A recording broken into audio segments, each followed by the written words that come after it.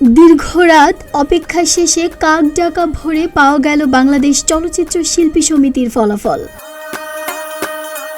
এতে দেখা গেল 2 বছর দায়িত্ব পালন করা সাধারণ সম্পাদক নিপুণ আক্তার আরেক প্রার্থী খল অভিনেতা ডিপজলের কাছে হেরে গেছেন।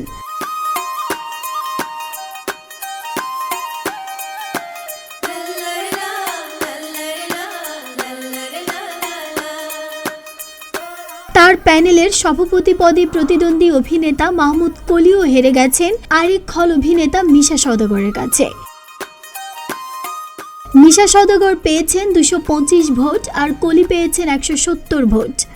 এই খল অভিনেতার কাছে 55 ভোটের ব্যবধানে হেরে গেছেন সভাপতি প্রার্থী মাহমুদ কলি। অন্যদিকে মাত্র 17 ভোট কম পেয়ে ডিপজলের কাছে পরাজিত হয়েছেন সাবেক সাধারণ সম্পাদক নিপুণ আক্তার। তিনি পেয়েছেন 209 ভোট আর মুভি লর্ড ডিপজল পেয়েছেন 225 ভোট। এছাড়া সহসভাপতি পদে জয়ী হয়েছেন মাসুম পারভেজ রুবেল ও ডিএ তায়েব, সহসাধারণ সম্পাদক আরমান, সাংগঠনিক সম্পাদক জয় চৌধুরী, আন্তর্জাতিক বিষয়ক সম্পাদক আলেকজান্ডার বো, দফতর ও প্রচার সম্পাদক জাকি আলমগীর।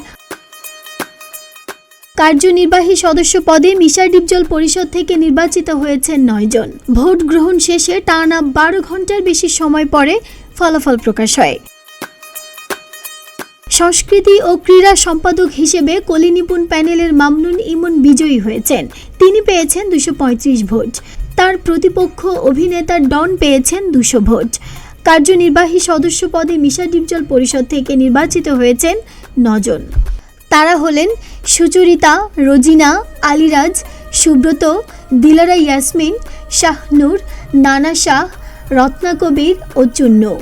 এছাড়া কলি নিপুণ পরিষদ থেকে রিয়ানা পারভিন পলি ও সনি রহমান কার্যনির্বাহী সদস্য পদে নির্বাচিত হয়েছেন।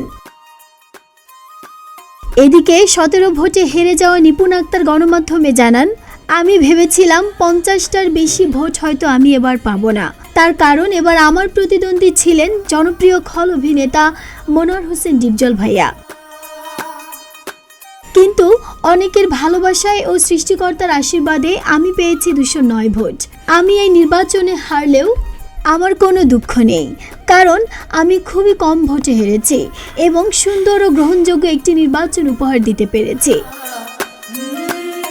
ডেস্ক রিপোর্ট, প্রতিদিনের বাংলাদেশ।